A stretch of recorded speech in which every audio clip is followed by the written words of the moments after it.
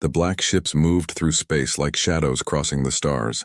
Commander Vex stood on the bridge of the lead vessel, his 3 eyes fixed on the blue planet ahead. Earth.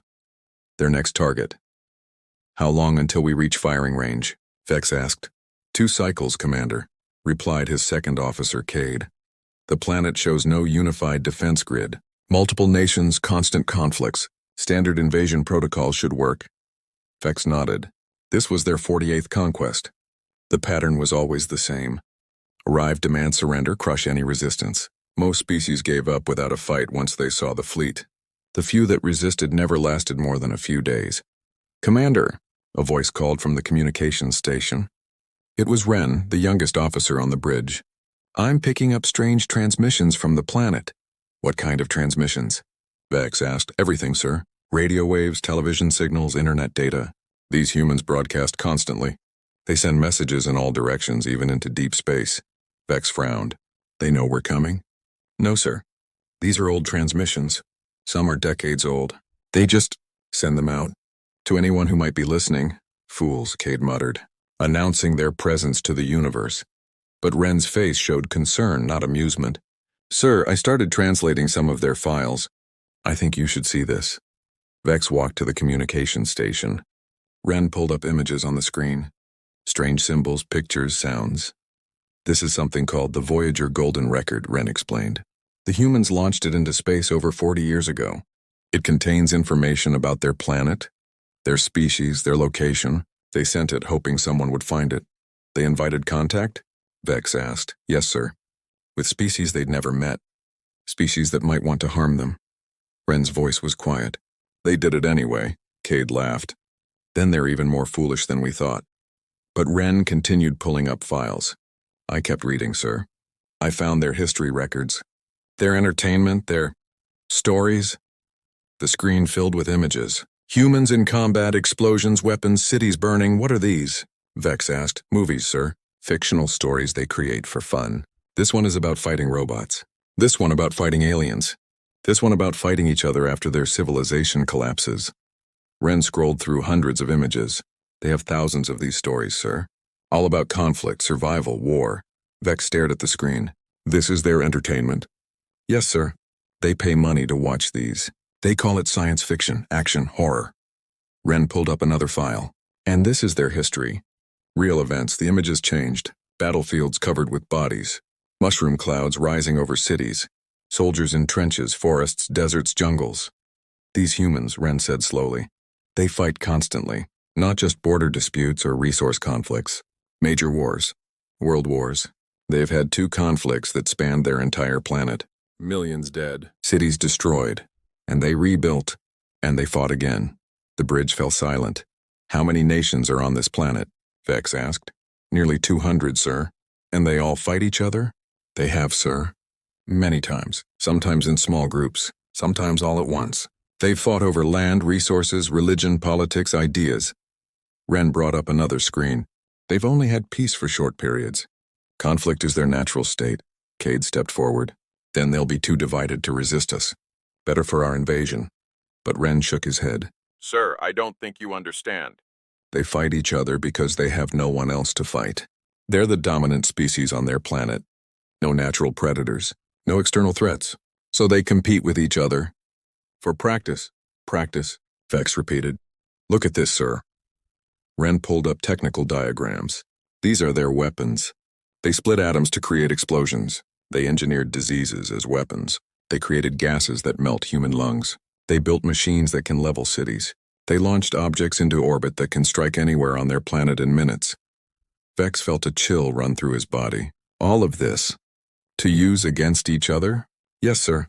They've never faced an external enemy. Every weapon they've ever made was designed to kill other humans." Ren's hand shook as he typed. "And sir, they've had these atomic weapons for 80 years. They built enough to destroy their own planet 10 times over. They lived under the threat of total extinction for decades. It became normal to them." The screen showed images of human children practicing hiding under desks, cities building underground shelters, families stockpiling supplies. "They prepared their children for the end of the world," Ren whispered, "as a routine part of education." Vex stared at the blue planet on the view screen. Suddenly it didn't look peaceful anymore. It looked like a cage full of apex predators who had been fighting each other because they had nothing else to hunt. "Commander," Ren said, his voice barely audible, "I don't think we should be here." But the fleet continued forward, and Earth grew larger in the view screen. 2 cycles until firing range. 2 cycles to decide if they were making the biggest mistake in the Kryn Empire's history. Vex looked at the files scattered across the screen. Human soldiers, human weapons, human determination, and one phrase kept appearing in the historical records: "We will never surrender." The humans said it during every major conflict, even when facing impossible odds, even when defeat seemed certain. They said it and they meant it. Vex couldn't sleep during the rest cycle. He kept thinking about Ren's report. Finally, he returned to the bridge early and ordered a complete analysis of human civilization. "I want everything," he told Ren. "Their culture, their technology, their psychology. If we're going to invade this planet, I need to understand what we're facing." Ren worked through the night, pulling data from every human transmission the fleet had intercepted. By morning, his findings covered every screen on the bridge. "Sir, I started with their space program," Ren began. "The humans have only left their planet a few times. They landed on their moon 50 years ago. They have a small station in orbit. Compared to us, their space technology is primitive." "Good," Cade said. "Then they can't threaten our fleet." "But sir," Ren continued, "they went to the moon using computers less powerful than the devices they now carry in their pockets. They did it because their nations were competing with each other. It was a race, a contest." He pulled up images of rockets. They spent massive amounts of resources just to prove they could do it first. Not for survival, not for resources, for pride. Vex studied the images. The rockets looked crude, but they worked. "What else?" "Their weapons, sir. I found detailed records." Ren's voice grew quieter. "The atomic bombs I mentioned yesterday. They used them, twice on their own species. Killed hundreds of thousands instantly. The radiation killed thousands more over years." "They deployed planet-killing weapons against themselves?" Vex asked. "Yes, sir. To end a war. And it worked. The enemy surrendered within days." Ren brought up more files, but then other nations built the same weapons. Bigger ones. More powerful. They created something called mutually assured destruction. It means if one side attacks, both sides die. Everyone dies. "That's insane," Cade said. "They lived with it, sir, for decades. They built thousands of these weapons and pointed them at each other. They're still there, ready to launch. The humans just accepted it. It became part of normal life." The bridge officers exchanged nervous glances. "Show me their military," Vex ordered. Ren pulled up statistics. Current human population is approximately 8 billion. Their combined military forces number around 30 million active soldiers, with another 200 million in reserve. 200 million reserves? Cade asked. "Yes, sir. Humans who served before and can be called back to fight. And that doesn't count civilians with combat training." Ren showed images of humans practicing fighting styles. They teach combat skills as sport. Millions of humans train in hand-to-hand fighting for exercise and entertainment. They call it martial arts. Vex did the calculations in his head. The entire Kryn military numbered 2 million soldiers. Even if only a fraction of humans fought back, they would be vastly outnumbered. "But they lack unity," Cade argued. 200 nations. They'll never coordinate a defense." "I thought the same thing, sir," Ren said. "Until I found these." He displayed documents marked with red symbols. "These are called the Geneva Conventions. Rules for warfare." "Rules for war?" Vex asked. "Yes, sir. Humans created international laws to limit violence during conflicts. Rules about treating prisoners, protecting civilians, banning certain weapons." Ren paused. "Sir, they needed rules because without them, their wars were too destructive. They were too good at killing each other." The screen showed lists of banned weapons, chemical agents, biological weapons, landmines designed to injure rather than kill, weapons that caused unnecessary suffering. "They invented these weapons," Ren explained, "used them, saw how effective they were, and then agreed not to use them anymore because they were too horrible. And most nations follow these rules even during war."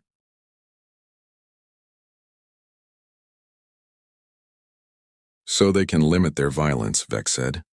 "They have self-control. When fighting each other, yes, sir, But these rules only apply to conflicts between humans. Ren looked directly at Vex.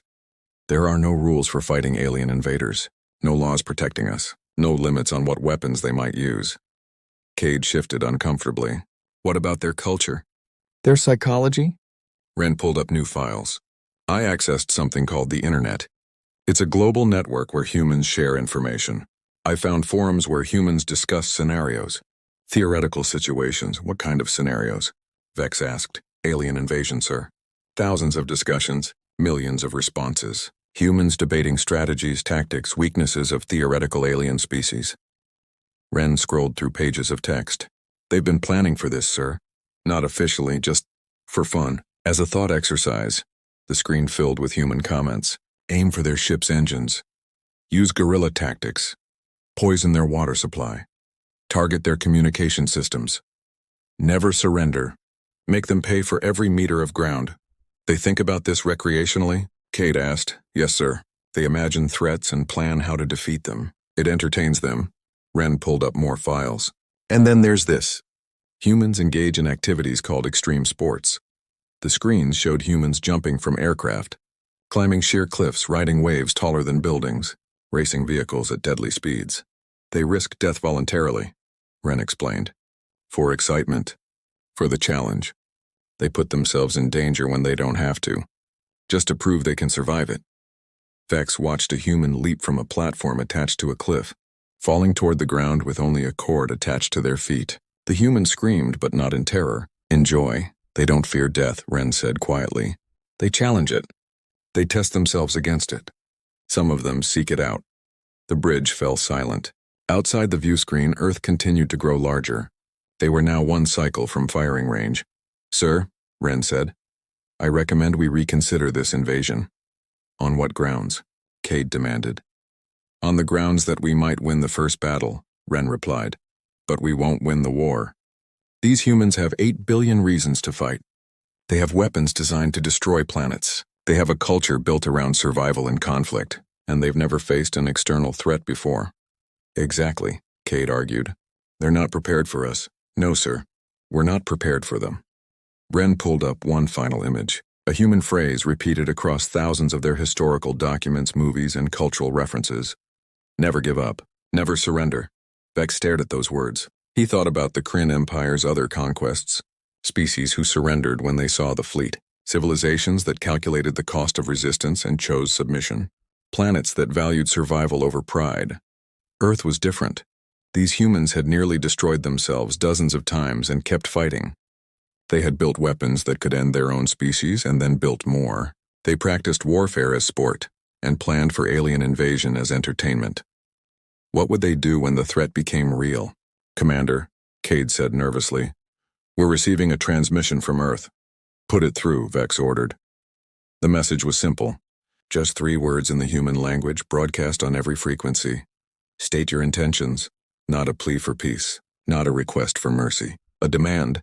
And behind that message, Ren's sensors detected something else. Power signatures spiking across the planet.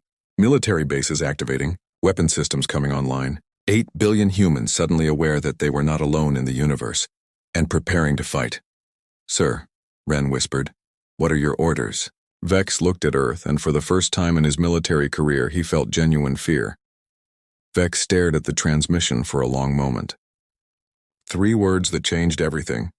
State your intentions. How did they detect us so quickly? Cade asked, his voice tight with tension.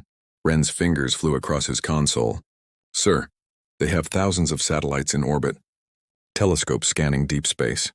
Radar systems covering their entire planet. They've been watching for this. He looked up. They've always been watching. Impossible, Cade said. Their technology is primitive. We're still too far away for their sensors to. They found us anyway, sir, Ren interrupted. He pulled up more data. And look at this. Their response time was less than 1 hour. From detection to unified message. Almost 200 nations, and they coordinated that fast. Vex felt his chest tighten. Show me their military response. The screen changed. Red indicators appeared across the planet's surface. Hundreds of them. Then thousands. These are active military installations, sir, Ren explained. They started powering up the moment they detected us. Missile sites, air bases, naval fleets. They're not scrambling. They're executing pre-planned protocols. They had plans ready, Vex said slowly. For this exact scenario. Yes, sir. Multiple nations have classified documents for extraterrestrial contact. I found some leaked online years ago. The humans knew they might be vulnerable. They prepared anyway. Cade moved closer to the view screen. But they're still divided. Look at the power signatures. Different nations operating independently. They haven't unified their command. They don't need to, Ren said quietly. He pulled up historical battle records. During their Second World War, dozens of nations fought together against a common enemy. They coordinated attacks across entire continents. They shared intelligence, resources, technology, and they did it with primitive communication systems compared to what they have now. The screen showed grainy images of human soldiers storming beaches, tanks rolling across deserts, aircraft filling the skies. They fought that war for 6 years, sir. 60 million humans died. Their cities were bombed to rubble. And when it ended, they rebuilt everything within a decade, stronger than before. Beck studied the images. What were they fighting for? Survival, sir, freedom, their way of life. Ren paused. They called it a war of necessity. They said they had no choice but to fight. And what do you think they'll call an alien invasion? Vex asked. The question hung in the air. Outside, Earth dominated the view screen now. The blue planet looked peaceful from space, but Vex knew better. It was a world of apex predators who had been fighting each other for thousands of years, sharpening their skills, perfecting their weapons, waiting for a real challenge. Sir, Ren said, I found something else, something that changed my analysis completely. He pulled up a document. Simple text, but the words made Vex's blood run cold. This is called Mutually Assured Destruction Doctrine, and as I mentioned before. But I didn't fully explain it. Ren's voice shook slightly. During their Cold War, 2 human nations had enough atomic weapons to destroy all life on their planet. Both sides knew that if either attacked, everyone would die. The planet would become uninhabitable. We covered this already, Cade said impatiently. Yes, sir. But here's what I didn't mention. They lived like that for 40 years. An entire human generation grew up knowing their world could end at any moment. They built shelters. They practiced drills. They made plans. Ren looked at Vex. And they went about their normal lives. They raised families, built cities, created art. They didn't surrender to fear. They accepted the threat and kept living. What's your point? Cade demanded. My point, sir, is that humans have already faced extinction. They've already lived with the knowledge that their entire species could end in minutes. And it didn't break them. It became normal.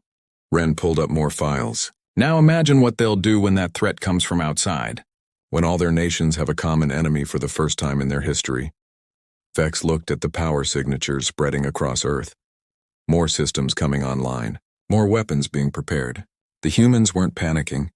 They were mobilizing. How many atomic weapons do they currently have? Vex asked. Approximately 13,000, sir. Most are more powerful than the ones they used 80 years ago. Some are 1,000 times more powerful. 13,000 planet-killing weapons, Vex repeated. Pointed at each other. Until now, sir, Ren said quietly. Now they have somewhere else to aim them. The bridge fell silent. Vex turned to his tactical officer. What are our chances if we engage? The officer worked his console for several minutes before answering. In the initial attack, excellent, sir. We could destroy their major cities before they could respond effectively. Estimated casualties 2 to 3 billion humans. And then? Vex asked. Then it becomes difficult to calculate, sir. The remaining 5 billion would be scattered, angry, and heavily armed. They know their own planet better than we do. They could fight for years, decades, and our supply lines would be stretched thin this far from home. What about reinforcements? 4 months to reach us, sir. The humans would have 4 months to adapt, to study our technology, to develop countermeasures. The tactical officer paused. Sir, in 4 months, humans went from first flight to breaking the sound barrier. In 10 years, they went from basic rockets to landing on their moon. They advanced quickly when motivated. Vex nodded slowly. He looked at Cade. Your assessment? Cade's confidence had evaporated. Sir, The tactical situation is more complex than I initially thought. Ren?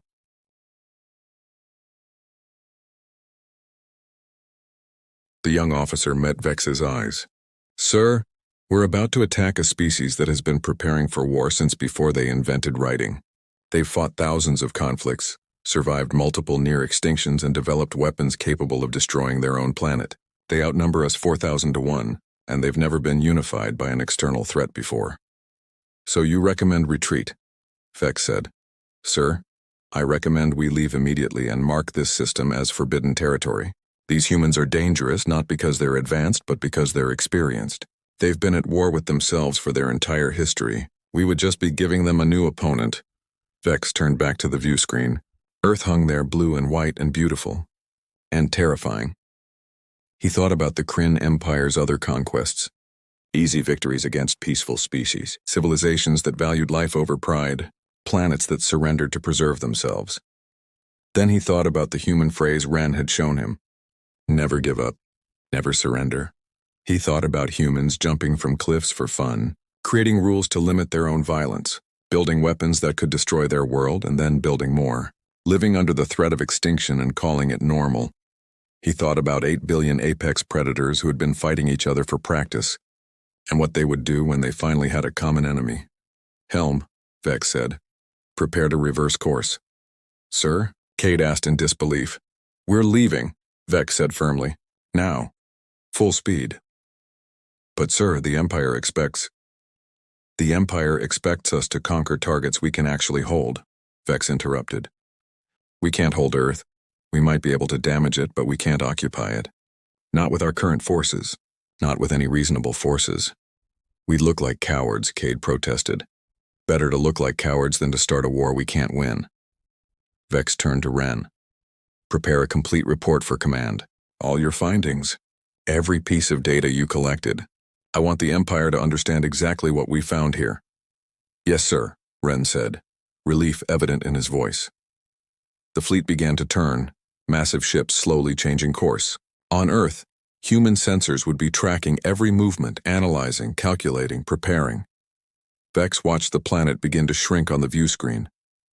Ren, add a final note to your report. Recommend that Earth be classified as a Level 5 threat. Sir, Level 5 is reserved for species with faster-than-light capability and planet-destroying weapons. The humans will have faster-than-light travel eventually, Vex said. They're too curious not to develop it. And they already have planet-destroying weapons. Thousands of them, he paused. But that's not why I'm classifying them as Level 5. Then why, sir? Because right now those 8 billion humans are divided. They fight each other over resources, territory, beliefs. Imagine what happens when they stop fighting each other. Imagine what they could accomplish if they unified. If they pointed all that aggression, all that innovation, all that determination outward instead of inward. Vex looked at his officers. We don't want to be anywhere near Earth when that happens. We don't want to be the reason they finally come together. Because if we give them a common enemy, if we give them a reason to stop fighting each other and start fighting us. He trailed off. Sir, Cade prompted. Then the Kryn Empire won't conquer Earth, Vex finished quietly. Earth will conquer us. The fleet jumped to faster-than-light speed, leaving Earth's solar system behind.